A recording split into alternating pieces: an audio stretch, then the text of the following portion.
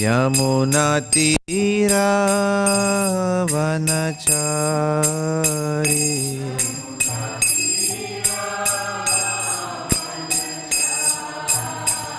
Yamunatira vanachari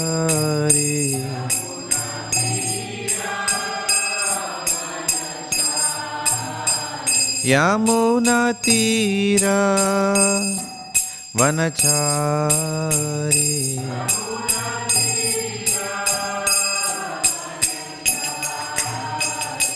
Jaya Radha Madhava Kunja Bihari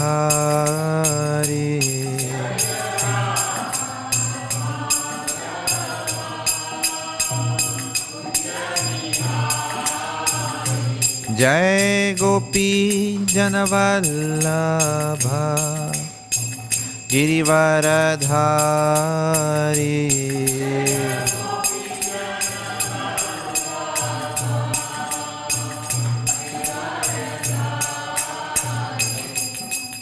Yashodanandana Vraja Janaranjana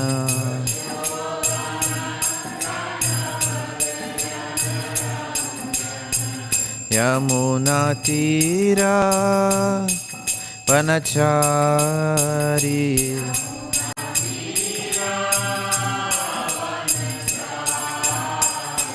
Jaya Radha Madhava Kunja Bihari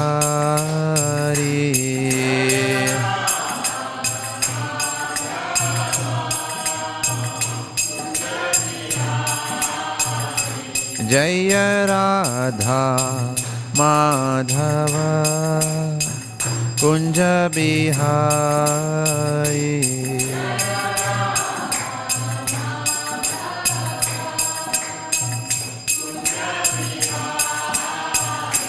Jaya Radha Madhava Kunja Bihari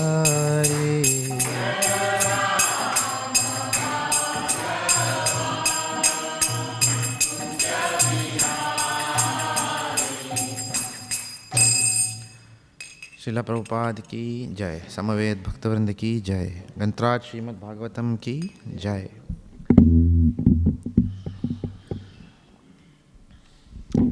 जय निताय गौर प्रेमानंदी।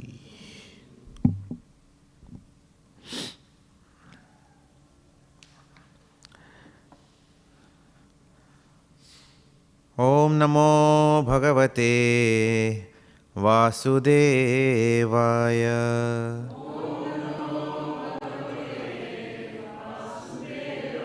ओम नमो भगवते वासुदेवाय।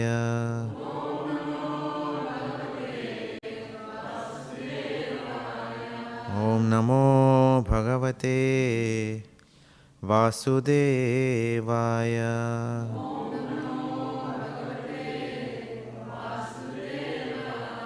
नारायणं नमस्कृत्य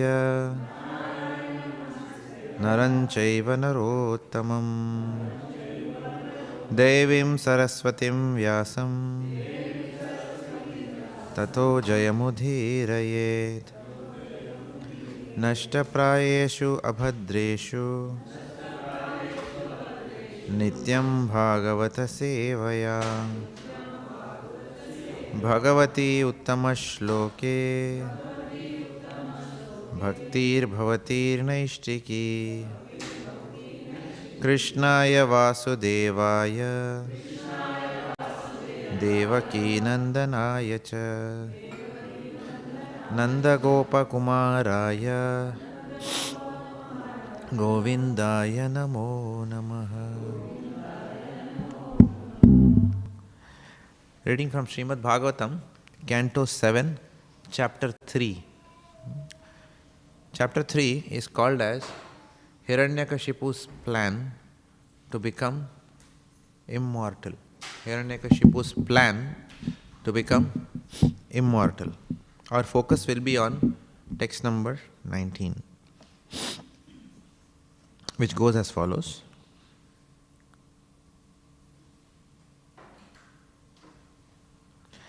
Naitat purvasayaschakrur Naitat purvasayaschakrur Na karishyanti chapare Na karishyanti chapare Nirambur dharayet pranan Nirambur dharayet pranan Ko vai divya samasatam Ko vai divya samasatam Naitat purvar sayaschakrur Na karishyanti chapare Nirambur dharayet pranan Ko vai divya samasatam Naitat purvar sayaschakrur Na karishyanti chapare Nirambur dharayet pranan Ko vai divya samasatam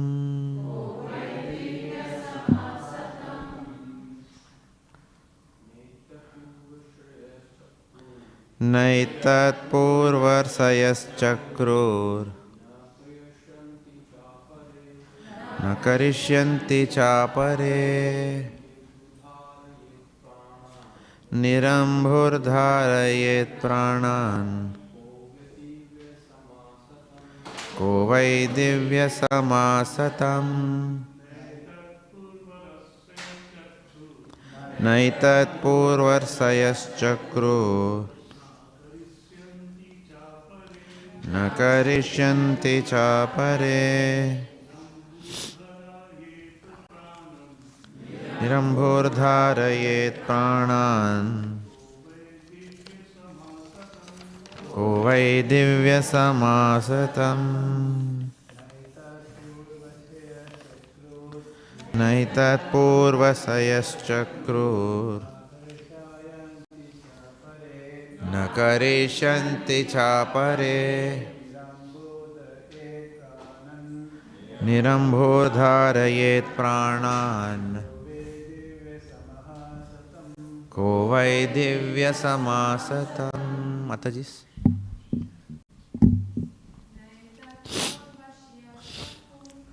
Naitat purva sayaschakrur Na karishyanti chapare Nirambur dharayet pranan Ko vai divya samasatam Naitat purva sayaschakrur Na karishyanti chapare Nirambur dharayet pranan Ko vai divya samasatam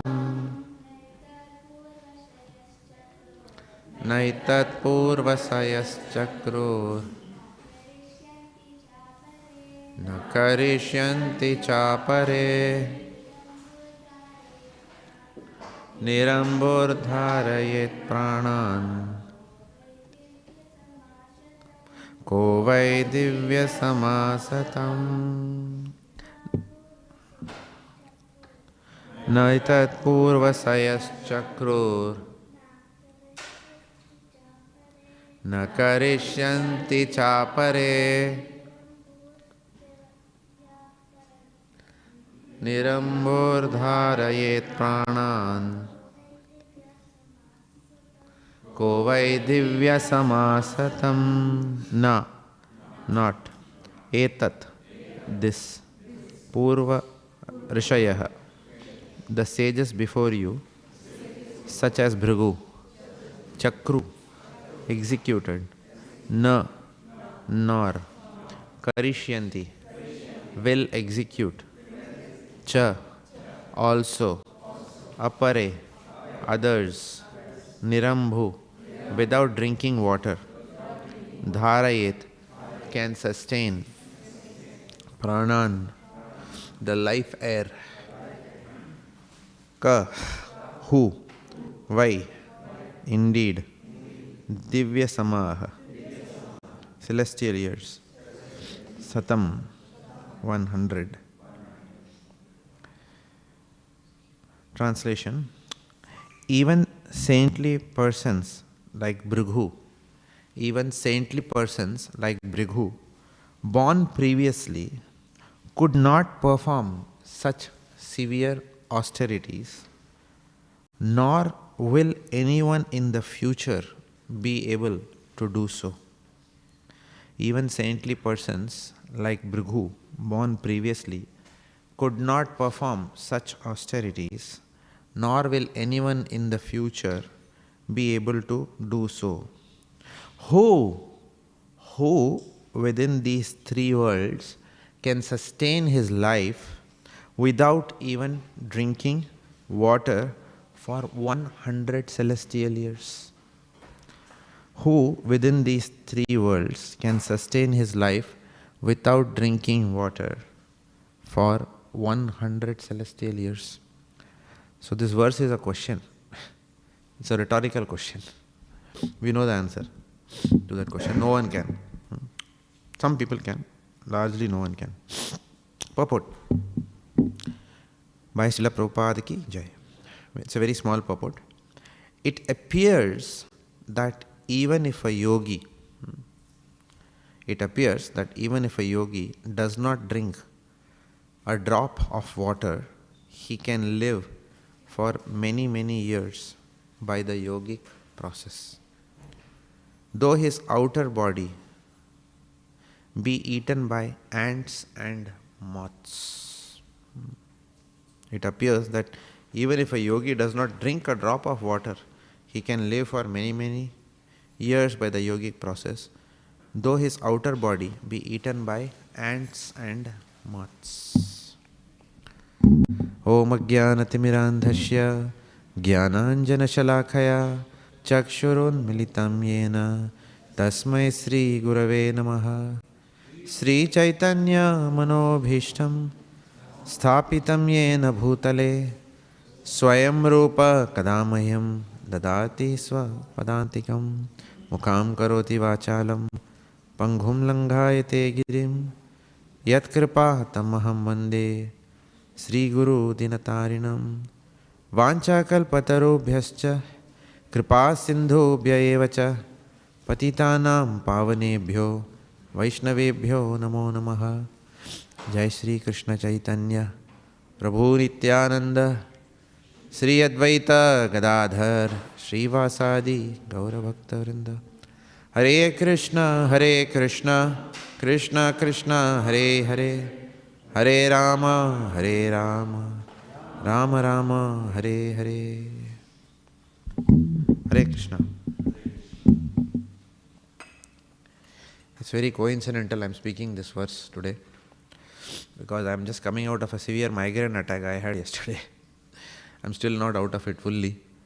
So I can imagine. I lost a lot of water because of that, because of intense vomiting, including this morning, since 5 o'clock. So I think it's very good that I got this verse, because I can relate to it. Who within these three worlds can sustain his life even without drinking water? I'm actually realizing it, right? Even after drinking water, I am not able to sustain so easily. I have to go and drink some electoral fluid or something like that. And then I am getting this verse in the morning. Who can sustain this? So please pardon me if I am not very loud, or if you can't hear me today. Okay, I'm going to try my best to keep up my energy level. So this chapter is called as Hiranyakashipu's plan to become immortal. His plan to become immortal. Not a very good plan. It is a good plan, provided we want to become immortal in the spiritual world. One cannot become immortal in the material world. So, the plan itself is flawed right from the very beginning. Nevertheless, the context is Hiranyakashipu has lost his brother Hiranyaksha, and he is full of anger. He is seething with rage. Okay. Sometimes when you seethe with rage, there are two reactions you can do. Many times we hear cold-blooded murder and hot-blooded murder, right?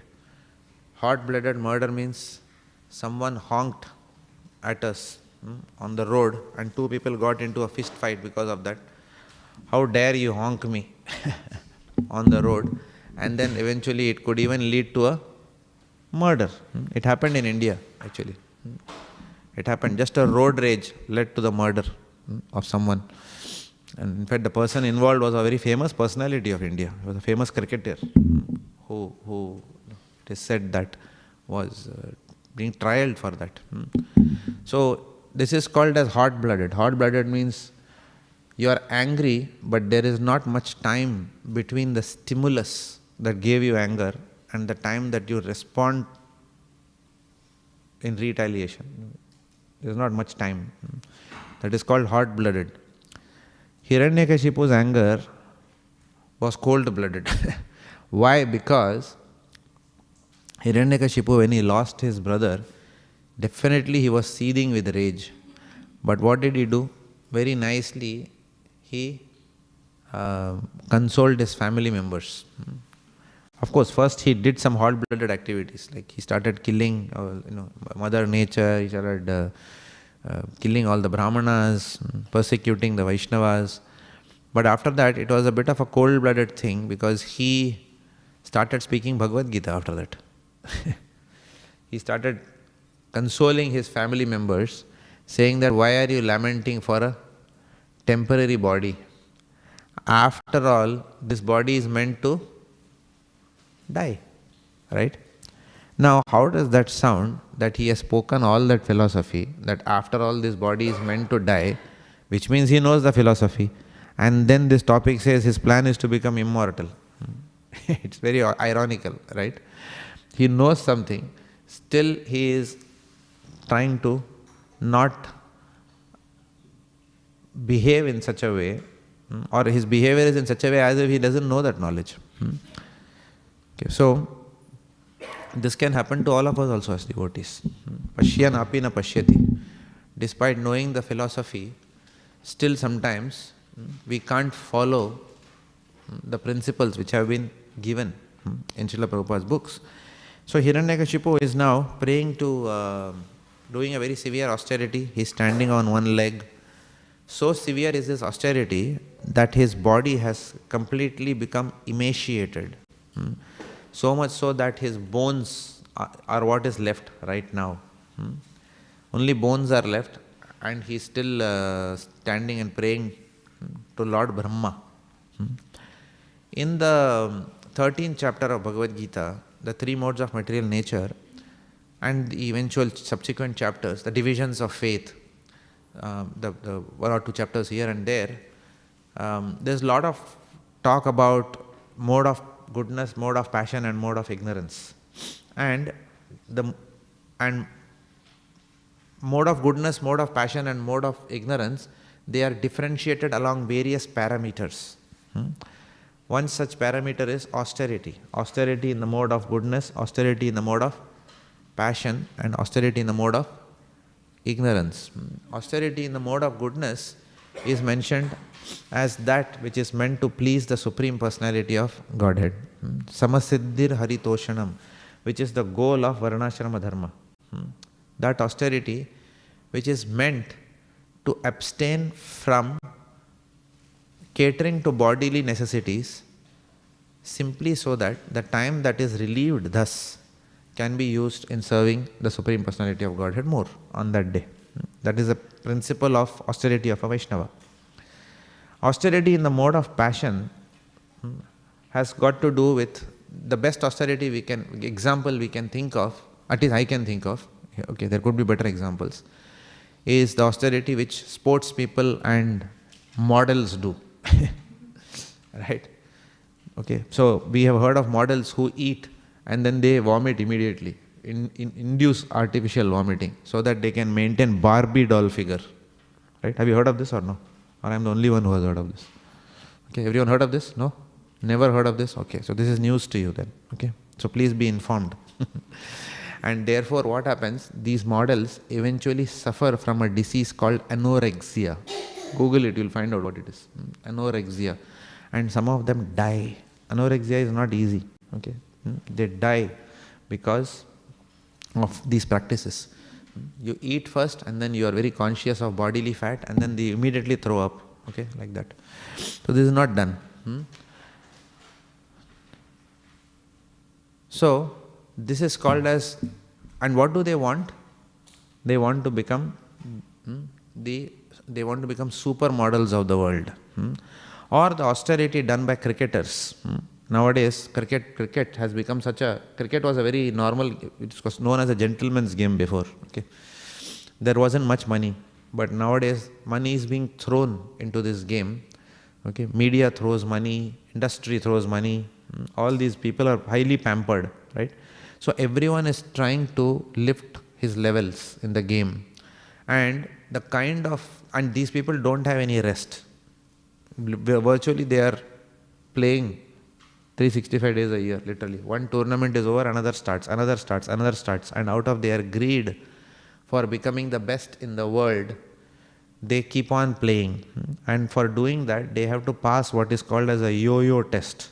Okay, I don't know what is that, but some yo-yo, you have to run from here, and you have to keep running, and you should not collapse, and you have to run at a particular speed, whatever that is called as, right?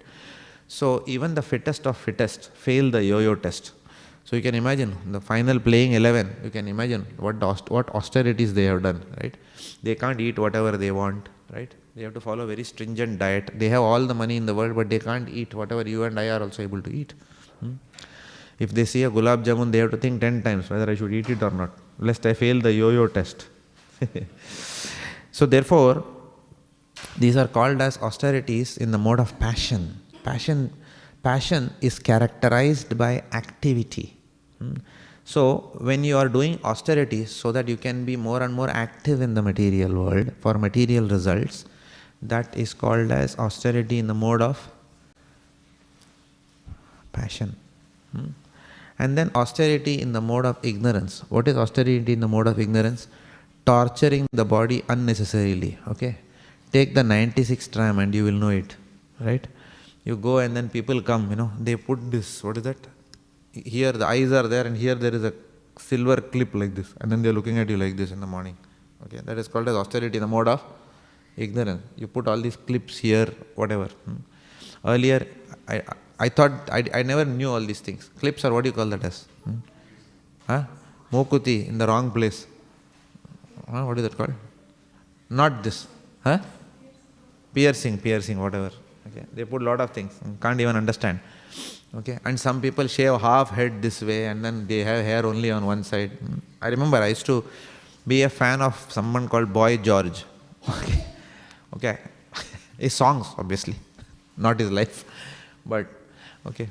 So when I heard the song, I said, what a beautiful voice this person has. I don't know how many of you have heard Boy George. Kama chameleon. Have you heard that song? You come and go. Yeah. So I used to really love it. So many beautiful numbers that he was on the Billboard top charts at that time in UK as well as US eventually, right? But when I saw him, this is how Boy George. Then I was thinking, my goodness, this doesn't look too conventional to me. Okay, nothing against. I'm not saying that one should be conventional, but it was different slightly. Okay. Then I was thinking that for doing all those things, obviously how much austerity a person has to perform to look very different, to make a genuine effort to look very different. Okay. So again, so many people started following that in the wake. Unfortunately, many of them didn't have the voice of Boy George, but still they will start doing all these things. So lot of people do lot of things to their body, and many times people torture their body. This is very prevalent in what they called as goth culture, where they torture their body. This is called as austerity in the mode of ignorance. Now, where do we think Hiranyakashipu lies? Austerity in which mode? Huh? Austerity in the mode of passion. Little bit ignorance is also there, but largely it is passion. Why? I want to become the biggest, like a sportsman. I want to become hero number one. Right? So he wants to become hero number one in this world. Right? So therefore his austerity is characterized by the mode of passion. Of course, it is also tinged with some ignorance, but yes, largely it's passion. To achieve something. It's not easy to do this austerity. Now, Prabhupada says, Prabhupada's purport is slightly, he's going into a slightly different emphasis here.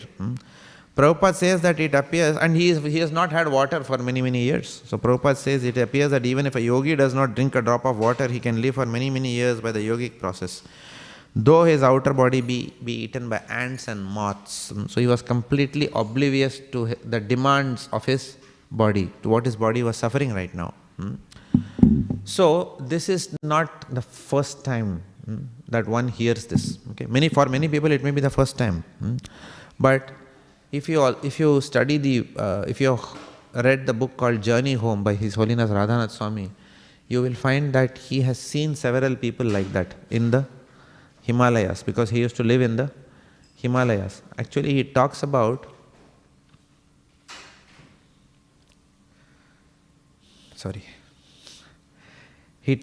having met one yogi who is sitting like this, and he has been sitting there for many, many days, and then he opens his eyes, people come, and he tells people, I can leave my body at will. I can leave my body at will. So people said, prove it. The doctor comes, and then the doctor examines him. Everything is okay with him. Then he closes his eyes, and then he leaves his body. It is written in Journey Home, right? Doctor comes, checks, says, declared dead, no soul inside. And then after some time he comes into that body. So this is written in the book Journey Home, where it has been witnessed by His Holiness Radhanath Swami. So he says that he has seen all these people. In my own life, not that I have directly witnessed, but I do trust my mother. So my mother, in her childhood, she lived in a place called Tapovanam. I have no idea how many of you have heard this. Okay, Tapovanam in the south of India. So Tapovanam, there was a great mystic saint by the name Sri Jnanananda Swamigal. I don't know how many of you have heard, but he was a mystic saint. So my mother somehow had the fortune in her childhood she was a very small girl, maybe younger than these girls, very small. And my grandfather had told that you go and be in his ashram. So she spent quite a few years in Tapovanam. Under his aegis, my mother also learned Bharatnatyam and all those things, right? And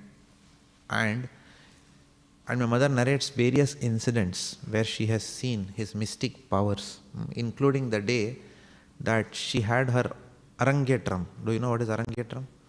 That is the first performance, formal performance after practice of Bharatnatyam. So it is said that it was predicted that that day it was going to rain, and it was raining like cats and dogs, and full day it was going to rain. And my grandfather was very concerned that what will happen to my small daughter, because my mother was all dressed up to perform and lot of people were invited and nobody had turned up because of the rains. And then they went to Swami Narayananda, and then he sat down in tapasya for some time, and then the rains just went away. So my mother narrated this, okay. So whether we believe it or not, she told me this. And she said that it was not possible, okay, without that, because I know I was in that situation.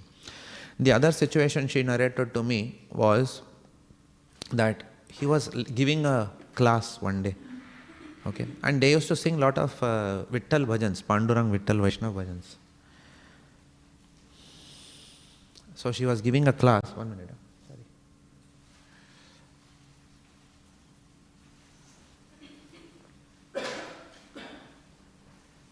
Prabhuji, can you... ठंडा पानी लेके आना यार, ठंडा लेके आओ. So yes, so one day she was saying that this yogi, Jnanananda Swami, he was sitting and he was giving a class to everyone, and suddenly he stopped the class. And he said, in Tamil I am saying, but I will translate in English. He said, Ramana Jyoti Kalambidth. What did he say? Ramana Jyoti Kalambidth. Kalambidth means nikal gaya, left. And who was he talking about? He was talking about the great saint, mystics again, the great yogi, Śrīmad Ramana Maharishi, who used to be in miles away in a place called Thiruvannamalai in India, right? Thiruvannamalai is also called as Agni Kshetram. So he was a great, great yogi, Ramana Maharishi. He was such a great yogi that he had a cancerous tumor. And he went to the doctor, and the doctor said, I have to remove the tumor. Garbangal it was called as. And he went to the doctor. He said, okay, remove the tumor. Doctor said, no. First I have to give you anesthesia. He said, what is anesthesia? What anesthesia? I am not this body. And he got operated without anesthesia. Because he was not this body. How many of us can do that? We can give classes that we are not this body. We can speak verses, Dehi nosmin yata dehe and all that. But how many of you can walk into Alfred Hospital and say, I am not this body? Go ahead, perform the surgery. No, we can't, right? So this is the power of a yogi. And that Ramana Maharishi, when he left his body, when he wound up his pastimes here, from Tapovanam, Jnanananda Swami realized in his meditation that another yogi in another place sitting miles away has left. And then they all were wondering, what does he mean by Ramana Jyoti has left? And then they got the news later on that in those days there was no SMS, otherwise in WhatsApp we can immediately get nowadays. So they got this message that Ramana Maharishi has actually left, and he was right. So we cannot be dismissive about the powers, the yogic powers of yogis. The 11th canto of the Śrīmad Bhāgavatam, in the Uddhava Gita section, Lord Krishna explicitly talks about mystic perfections. There is a full elaborate chapter where Lord Krishna says that mystic perfections can be obtained if we do lot of tapasya. And I'm not going to the details of that right now, but Lord Krishna talks about two kinds of tapasya at the very high level. One, which is spiritual tapasya, and the other is material tapasya. And a very elaborate description, of material tapasya is given, where the Lord says that if you do this, then you will get this mystic power. If you do this, you will get this mystic power. So entire thing is delineated by Lord Krishna.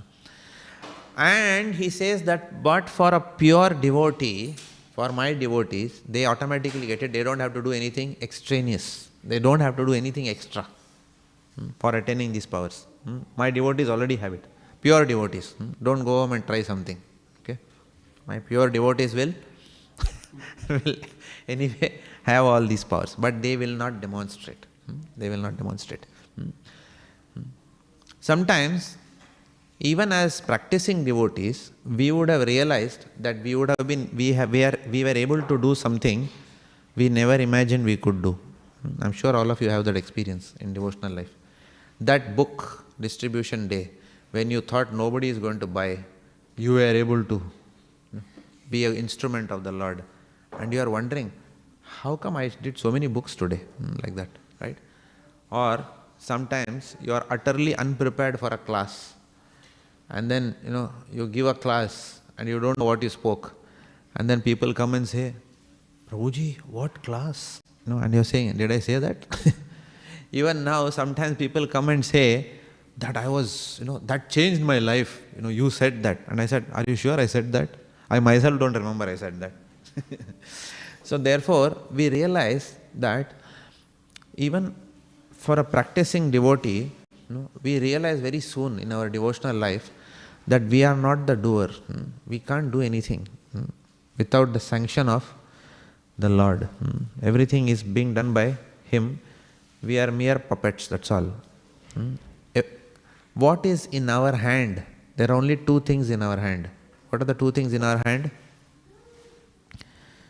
Intent and effort. These are the only two things in our hand. Intent and effort. Keeping the right intentions for doing something and following it up by sincere effort. And then leaving it to the Lord. Not even getting obsessed that I did intent, I had the right intent, I put the right effort. How dare I did not get the results? No. As devotees, the third thing also. Right intent, sincere effort, and leaving the results to the Lord and not being disappointed with whatever happens. This is what is the plan for all of us. So Prabhupada here says that yogis have very special powers. They can live for many, many years through the yogic process. And even though their outer body is emaciated, they can still survive.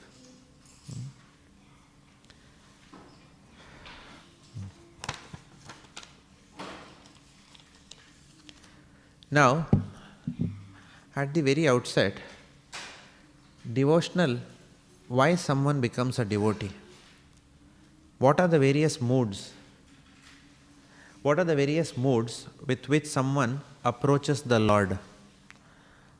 What are the various moods with which someone approaches the Lord? There are 4 moods with which one approaches the Lord. What are the 4 moods? There is bhaya. Bhaya means fear. One can approach the Lord out of fear, right? Like one approaches one's manager on Monday morning, right? Do I have my job or it's gone already? So we can approach the Lord out of fear. We can approach the Lord out of hope or asha. Bhaya, asha. Hope that, okay, I am sure that by praying to you, you will make my life very happy. So this is another approach towards the Lord. The third approach is, my dear Lord, I don't want anything from you. I am only thankful to you and grateful to you. After all, you have given me so many things. You are giving me oxygen. You are giving me water. So you are giving me so many things. So I am just having gratitude towards you. And out of my gratitude, is it not my duty to serve you, my dear Lord? So this is called as approaching the Lord out of duty or kartavya buddhi. Duty. What are the 3 things we saw? Approaching the Lord out of fear, approaching the Lord out of hope, and approaching the Lord out of duty. Put this in married life. Husband tells wife, I want to serve you because I am very scared of you. You are laughing. Something wrong in the relationship. My dear wife, I want to serve you because when I serve you, you make nice dishes for me next day and you treat me very nicely in return. Therefore, I am showing my affection to you. How does that sound?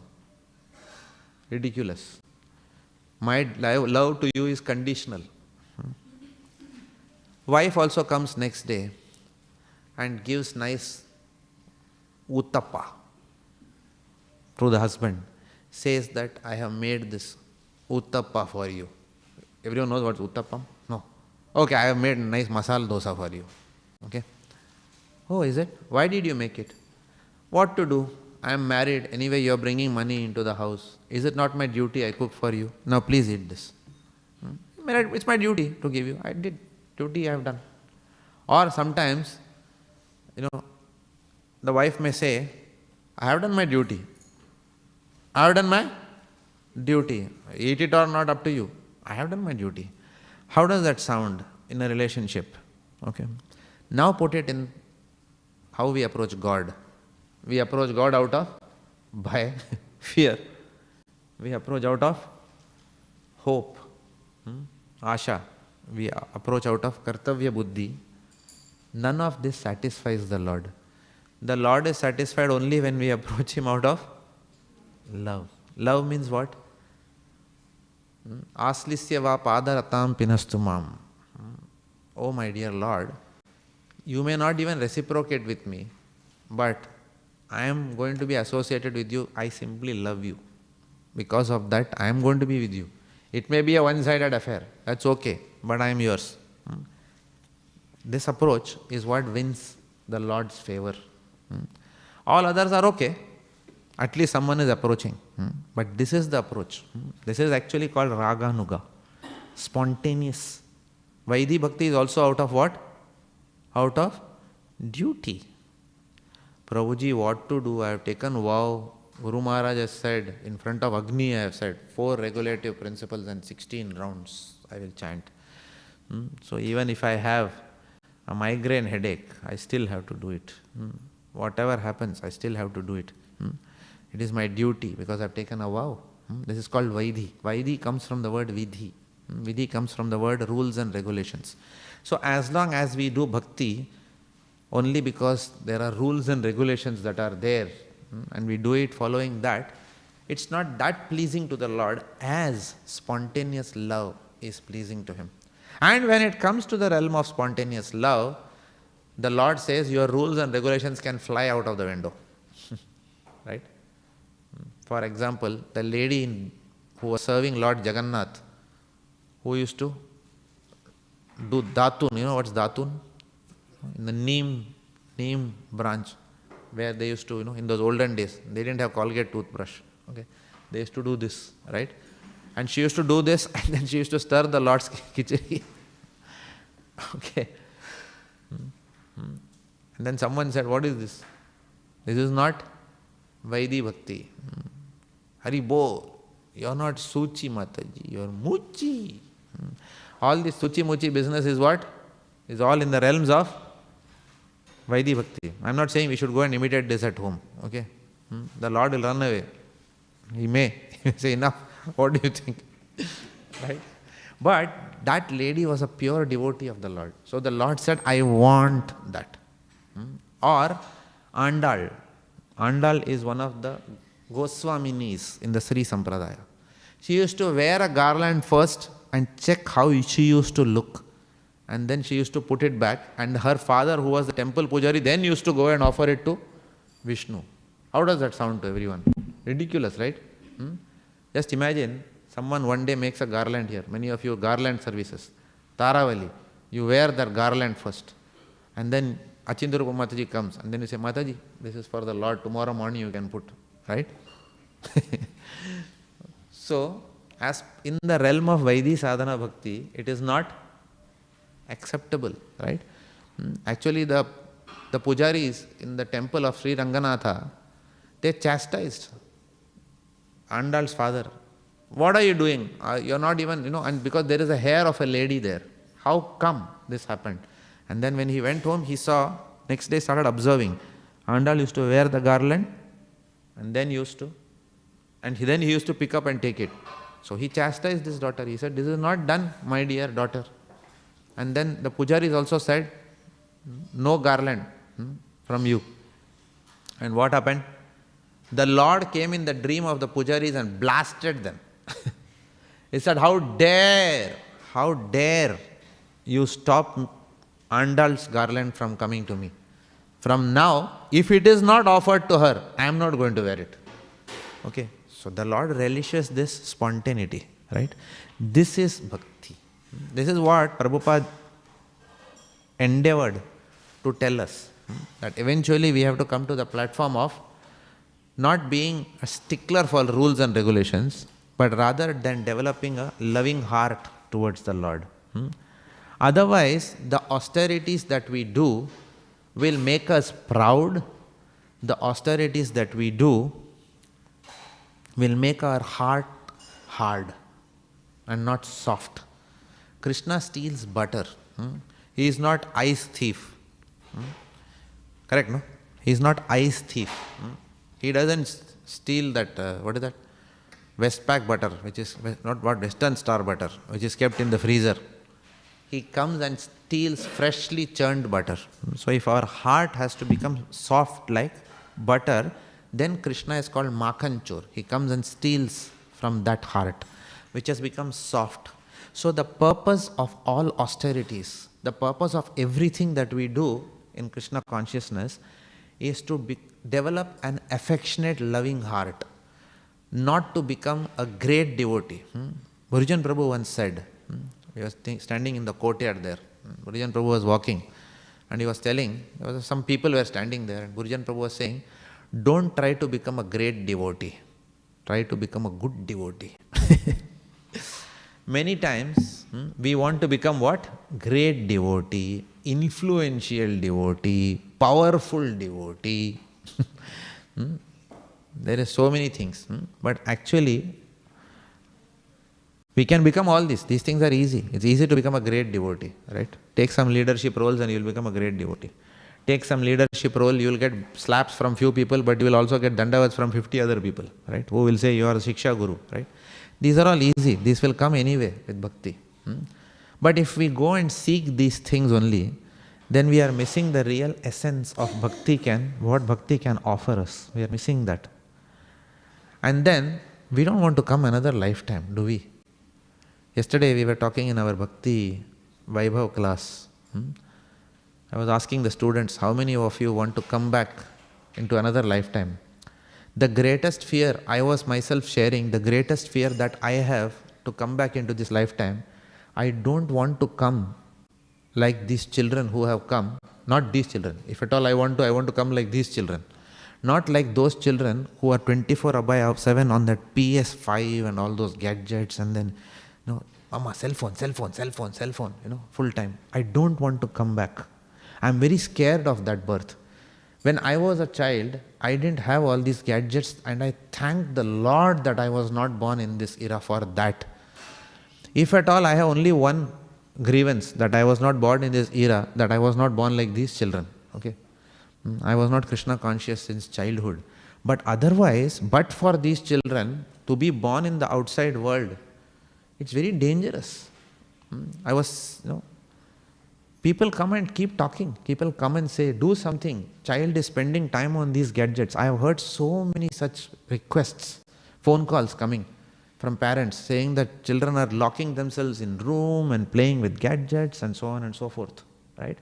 So, just imagine if we postpone our journey of developing a loving heart to the next lifetime, we will be born in the era of artificial intelligence.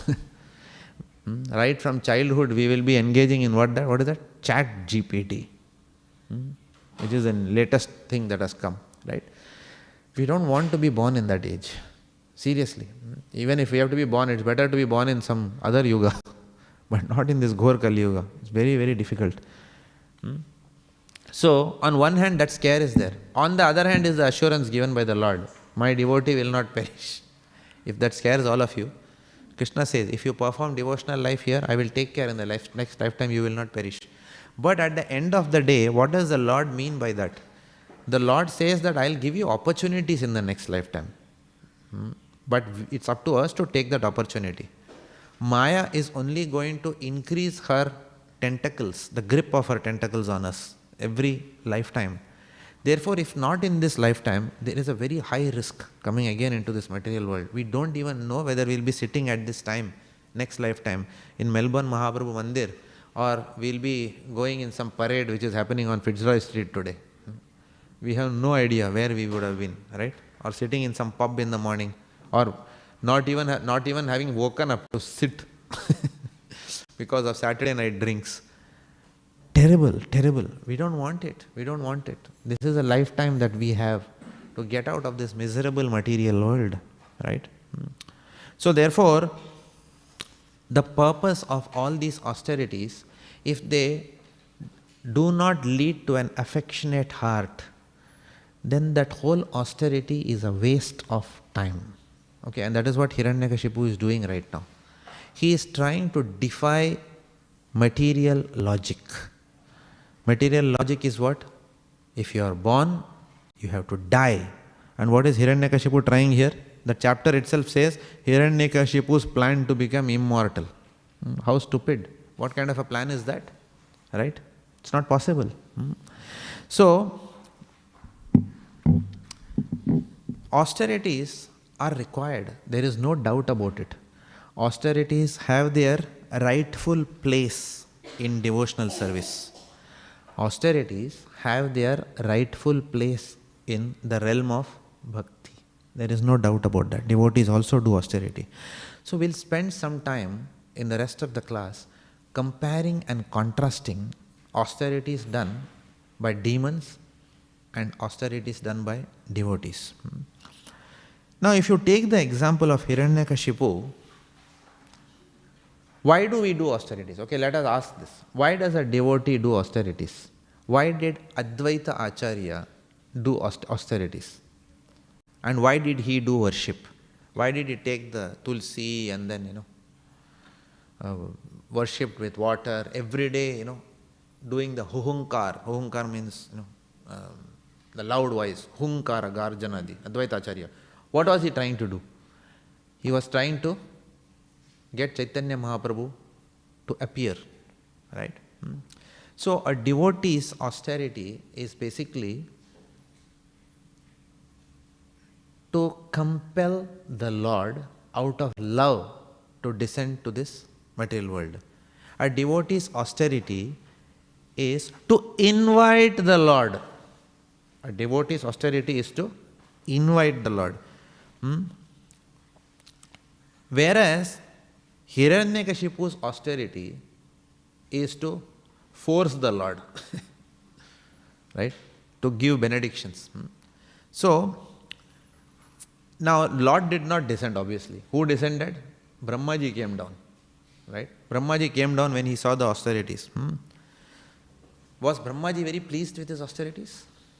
No. So his austerities did not please Brahma.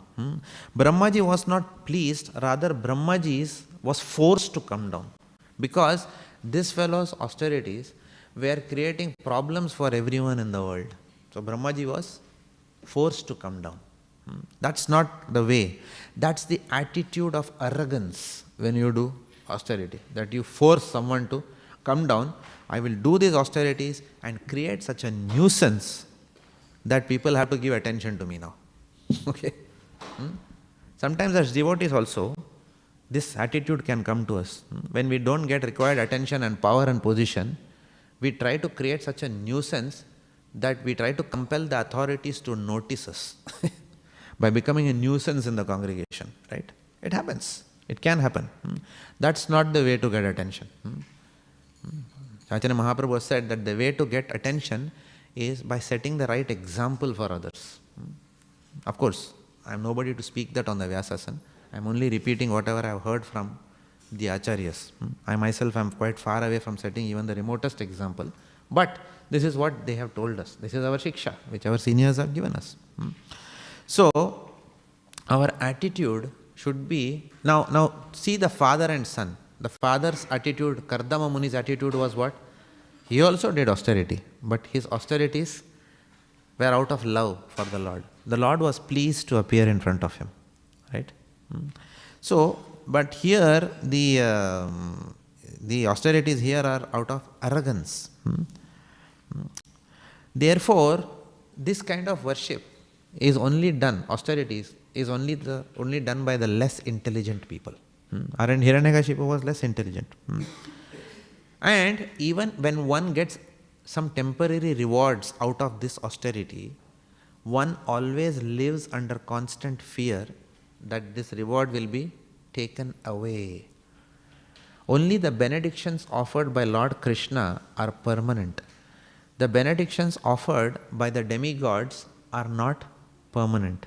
So even if you get it, you are always scared that I will lose it at some point in time. Why?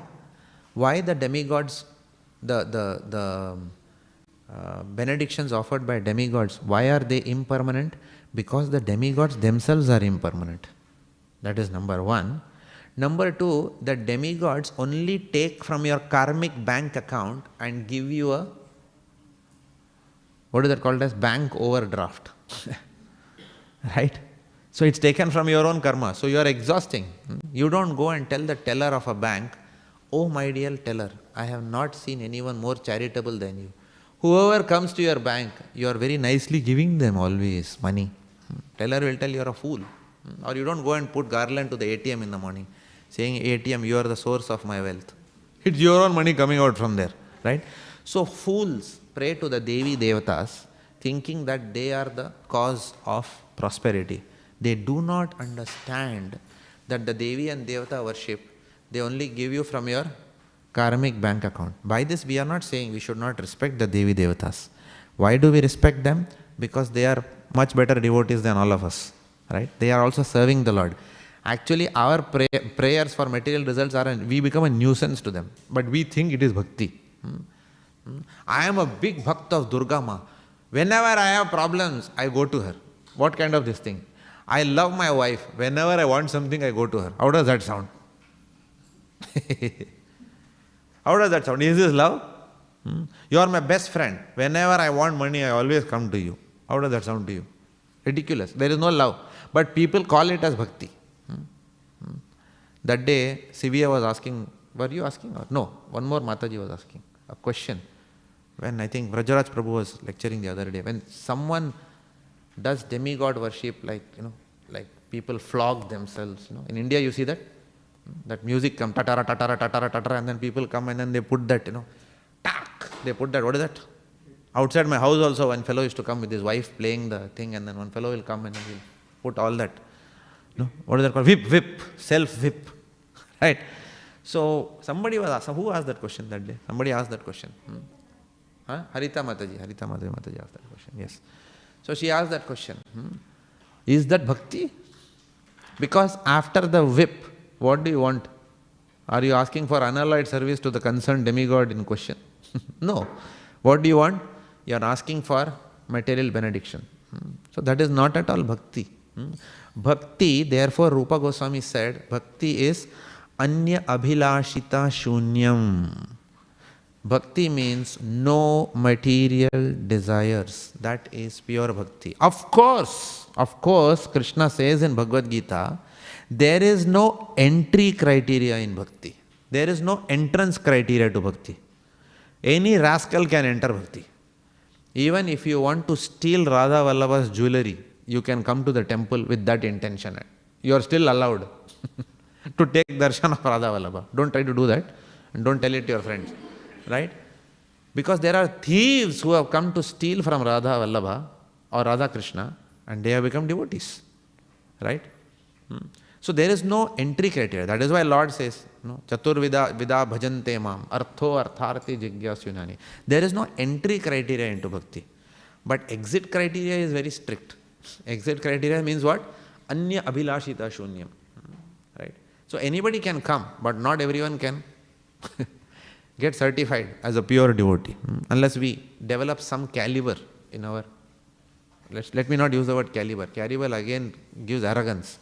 Unless we develop purity in bhakti. Right?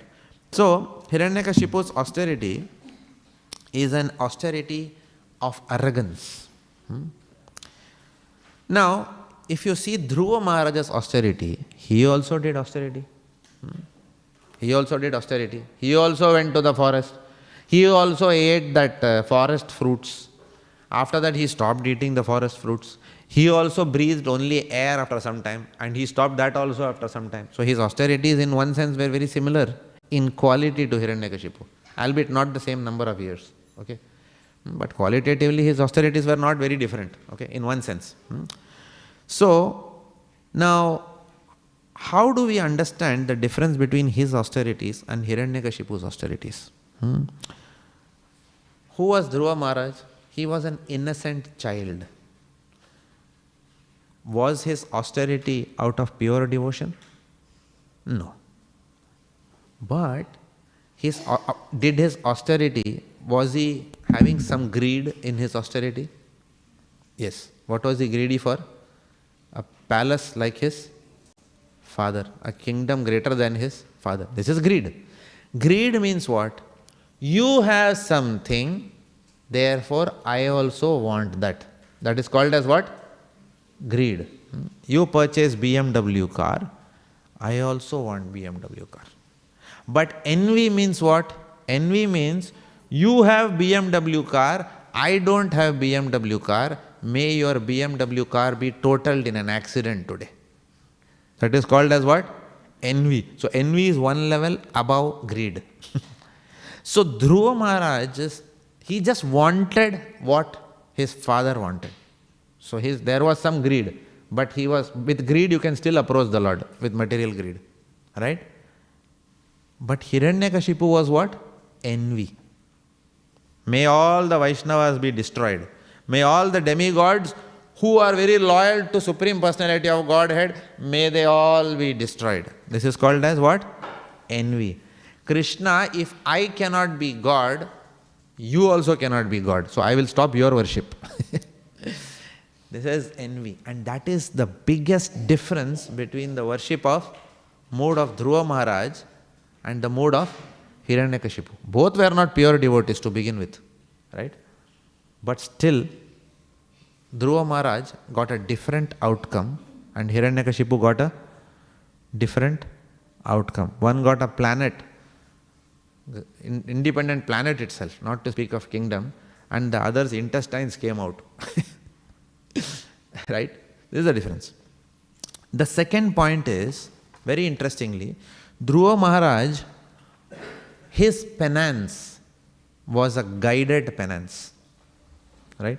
Like Chaitanya Charan Prabhu quotes His Holiness Radhanath Swami saying that nowadays we have guided missiles and misguided men. Guided missiles and misguided men. So, Dhruva Maharaj's austerity was guided and Hiranyakashipu's austerity was misguided. Dhruva Maharaj's austerity was guided by Narada Muni. Narada Muni was telling him what to do. Sit here. Chant Om Namo Bhagavate Vasudevaya. This is what was his guidance. Hiranyakashipu was, who was his guide? His own mind was his guide.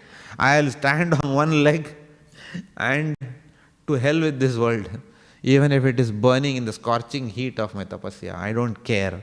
What I care is only my outcomes. So selfishness and envy. That is a stark difference. Misguided penance. So that is second. So Dhruva Maharaj was very focused in his desire, and so was Hiranyakashipu. They were both focused on their outcomes. The only difference was one was guided by a devotee and one was not guided by a devotee. This is second difference. The third is Dhruva Maharaj was personally assisted by the Lord to get his outcomes. Hiranyakashipu, the Lord did not even come. Only Brahmaji came. Told some benediction. That also he said, look, I can't guarantee. This is what I can. Tathastu. You can die neither inside nor outside, nor in the evening nor in the morning, whatever that was, right? Neither by a human being nor animal, neither by a equipment or whatever. Okay. So he asked all these things. He said, okay, logically I'll give you a logical benediction. But Lord is beyond logic.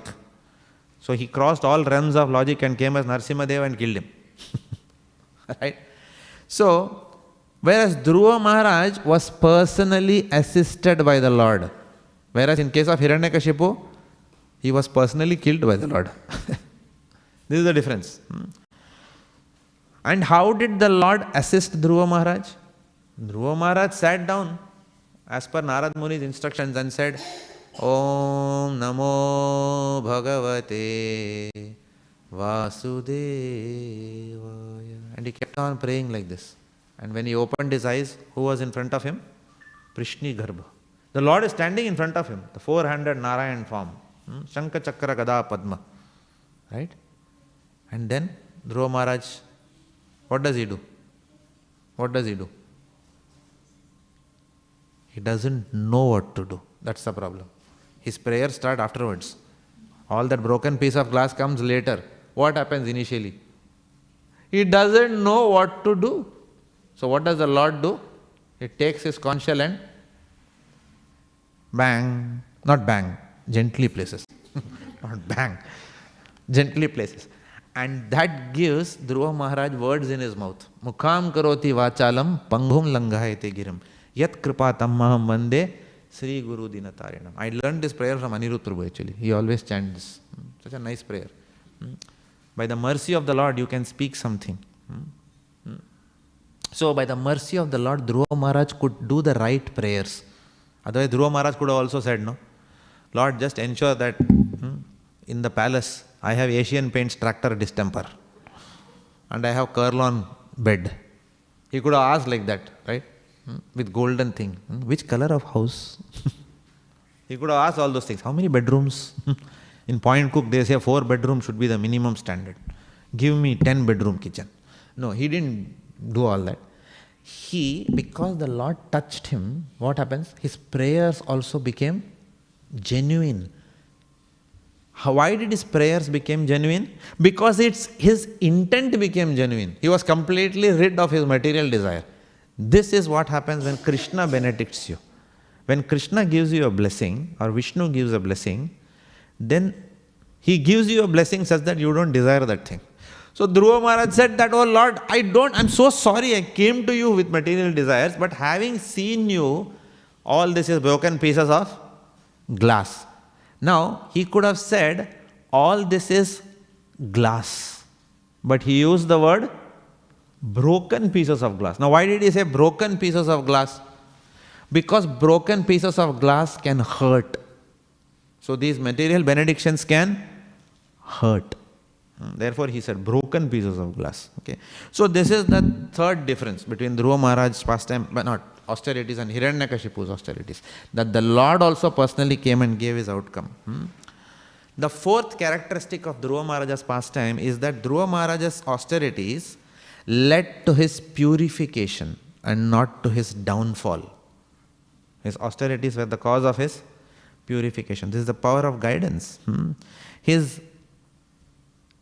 started off with a vengeful mentality towards his stepmother, but he completely lost that vengeful mentality at the end of his austerity.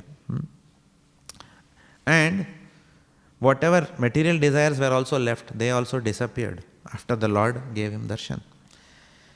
So, what is the conclusion?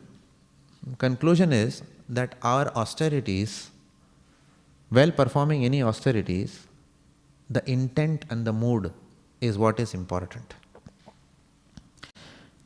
What are the austerities that we have to do? Thankfully, nobody told us. Just imagine, if we would have walked into the Hare Krishna temple and someone told us, from tomorrow, Prabhuji, please stand on 1 foot. You can do it in your courtyard if you want. And then stand like this, looking at the sky every day. 16 hours, not 16 rounds. 2 hours at least, okay? Stand like this. Okay. Nobody would have walked into the temple again, right? Do this austerity till your skin and bones are seen. Nobody will come, right? Thankfully, therefore, Prabhupada said, in Kali Yuga, nobody can do these kind of austerities. The only austerity that we have been asked to do is what? At least chant 16 rounds of Hare Krishna Mahamantra and follow 4 regulative principles. What are the 4 principles we have been asked to follow? Do not eat meat. Don't have illicit sex. Don't do intoxication. And don't do gambling. Even that is very difficult for people in Kali Yuga, right? Even opening, our austerity is to study Bhagavad Gita. That is our austerity, right? Does studying Bhagavad Gita is an austerity now for all of you? No, correct? Why? Because initially it would have been an austerity for us, but now it is a pleasure for us. Is it not a pleasure to study Bhagavatam? Is it not a pleasure to study Chaitanya Charitamrita? Which devotee will call that as austerity? No way. Initially it started off, oh, do I have to read these big, big books? But after that, what happens? Krishna gives us the taste. I remember many years back, Kadamakaran Maharaj had come to Canada. I was living in Toronto. And I did a Chaitanya Charitamrita course. My first ever exposure to Chaitanya Charitamrita was because of His Holiness Kadamakaran Swami Maharaj. And someone asked him, is this Shraddha, Sadhu Sangha, Bhajana Kriya, Anartha Nivriti, Nishtha, Ruchi, Asakti, Bhava, Prema, so many stages in bhakti before we attain Krishna Prem. So Maharaj, how do I know which stage I am in? Okay. Maharaj said, it is not one stage you are in. It's not that Prabhuji, okay, you two Shraddha stage come this side, all Sadhu Sanghas come this side, Bhajana Kriya fellows third row, yellow house, all Anartha Nivriti fellows. It's not like a school row, Nehru team, Gandhi team and all that.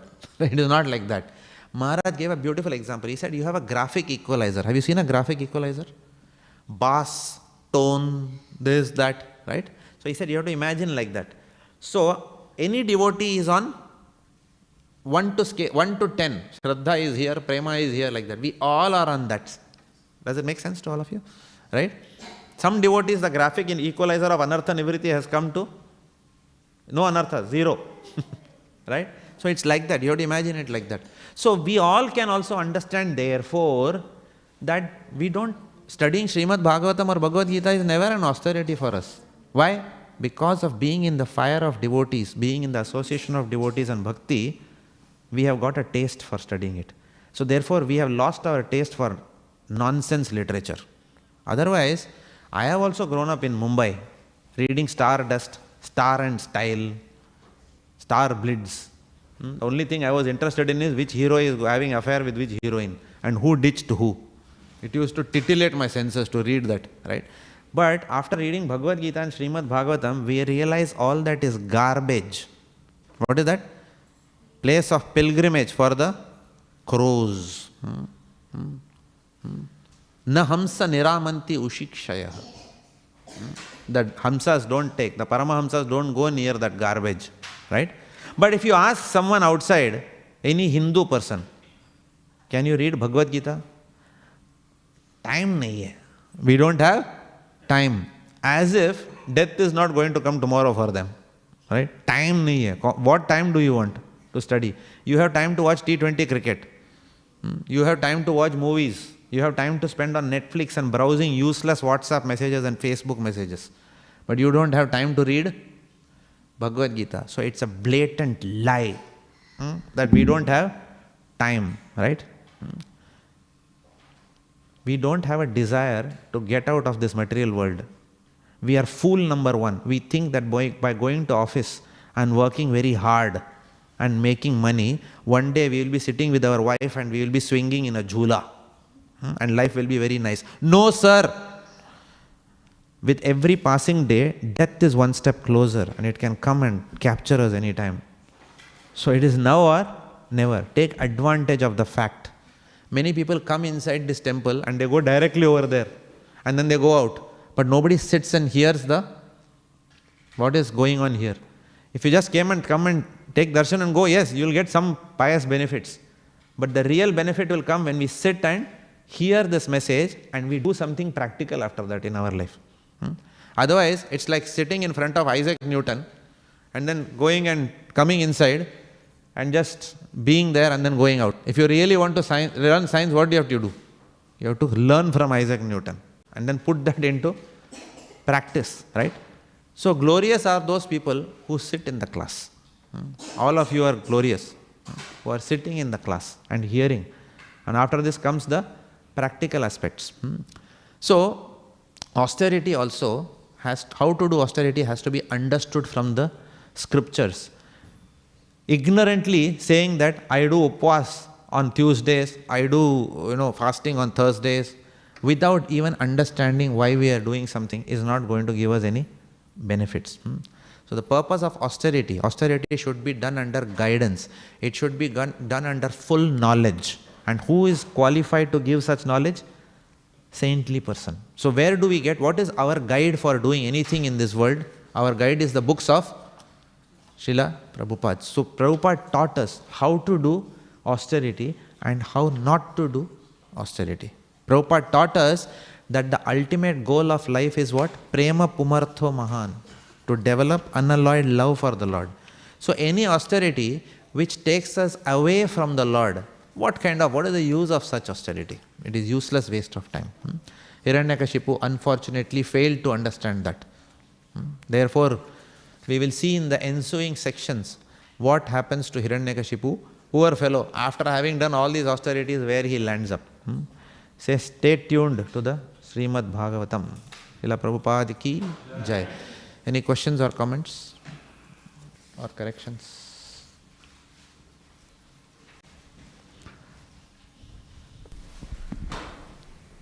You want mic? Prabhu, mic idhar de do na. Mic. Yeah. He has a question. Hare Krishna, Prabhu. Thank you very much. Prabhu, I couldn't understand that equalizer, that graphic equalizer example that you gave. Okay. So a graphic equalizer, I don't know how to explain. So let me put it in a simple way. In Shraddha we may be somewhere. In terms of our Sadhu Sangha we may be at a different level. For example, some people may be high on Shraddha. I have faith, I have faith, I have faith. But they will not come and associate with devotees. So Sadhu Sangha they are poor. Some people may be high on Sadhu Sangha, but they may still be low on Shraddha. Right. So on each parameter we can be on different levels. That's what I meant. So what you are saying that they all in parallel and then they go up and down as well. Yeah. Thank you very much, Prabhu.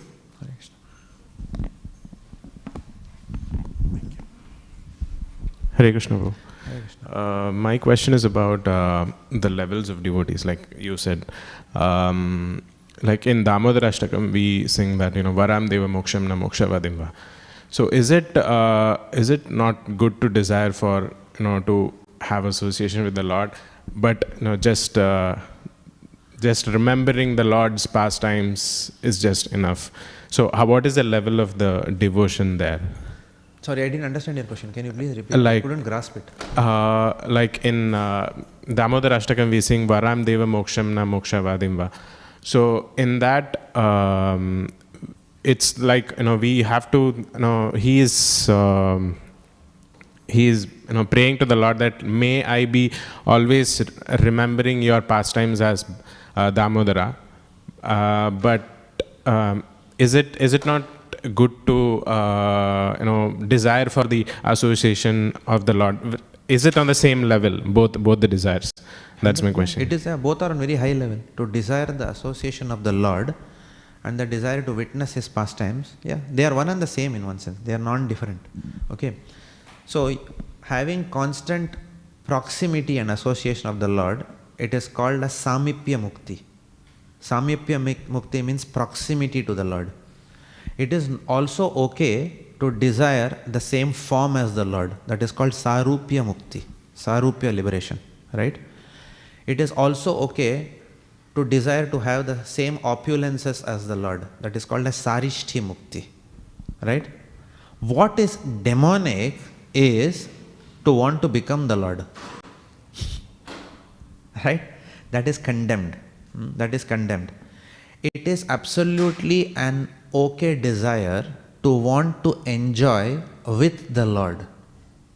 But it is a demonic desire to want to enjoy as the Lord.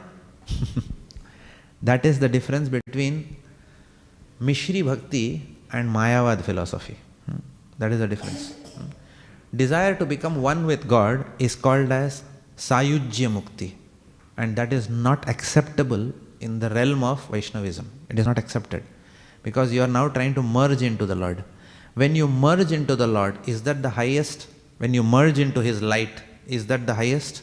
Or when you want to merge into His body, is that the highest devotion? I'll give you a very simple example for that. Okay. When a lady is pregnant, after 9 months, does the lady want to deliver the baby or no? She says that no, my child is always in my womb, proximity is there. So I wish that always it is like this. How does that sound? Right? A lady wants to deliver. Why? Why the mother wants to deliver the child? Because the mother derives tremendous joy to take the child in the hands and breastfeed the child after that. True or not? So many mothers are there in this room, right? Why?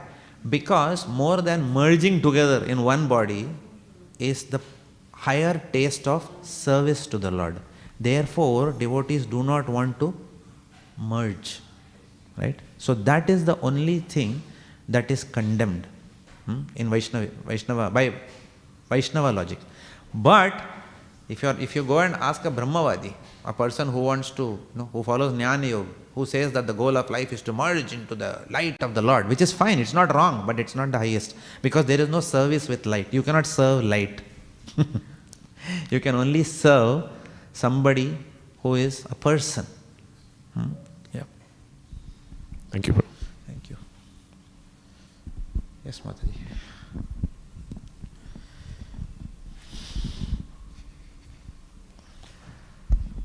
Hare Krishna Prabhuji, Hare thank you for the nice class.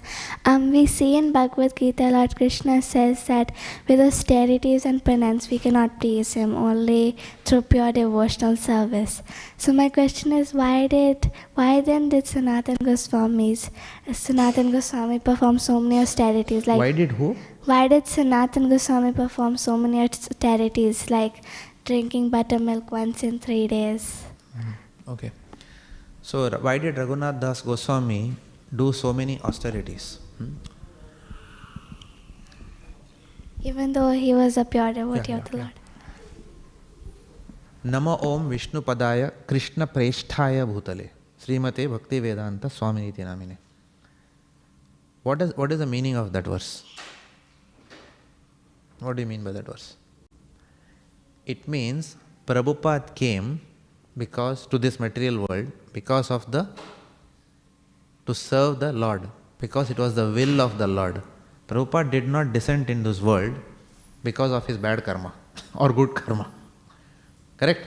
So saints descend into this world by the order of the Lord. Correct? They don't come because of their good or bad karma. They don't have any karmic influence. All these people, like Srila Prabhupada, all these saintly personalities, they are already pure souls. They already have realized their ras with the Lord. Right? Similarly, Raghunath Das Goswami, at the end of the day, who was he? He was a Manjari in the spiritual world. Right? He has come as an Acharya. He came in the role of a teacher. Now a teacher, what is the teacher's job? Is to inspire, to teach, and to lead by example. Right? So different teachers in teaching can show you different levels of an example. Right? So Raghunath Das Goswami specifically showed us what is the pinnacle of austerity. Okay. Raghunath Das Goswami's austerities were not to attain a kingdom higher than Father's kingdom, nor was it to become one with Radha and Krishna. Raghunath Das Goswami's austerity were only because he could not waste time in eating, because he considered that as a sense gratification or a waste of time. Rather, he would do more devotional service at that time. Also, saintly persons like Raghunath Das Goswami, they have already done Leela Pravesh. They are physically in this body, but they have actually done Leela Pravesh. Leela Pravesh means they have already entered the pastimes of the Lord. Of course, Raghunath Das Goswami, there was no point in time that he had to enter. He was always, he had come down. But because, Acharyas come, they can also demonstrate Leela Pravesh. Okay, so he was already in Smaran. Do you remember that example? When he got buttermilk and he threw that on the ground. Why? Because it was from the village of Chandravali. Right?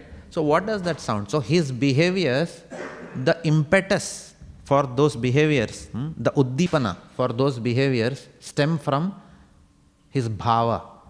So his austerities are nothing but his bhava. His austerities are not coming from Vaidhi sadhana bhakti. His austerities are not a means towards a goal. his austerities are a symptom of he having attained the goal. Does it make sense to you?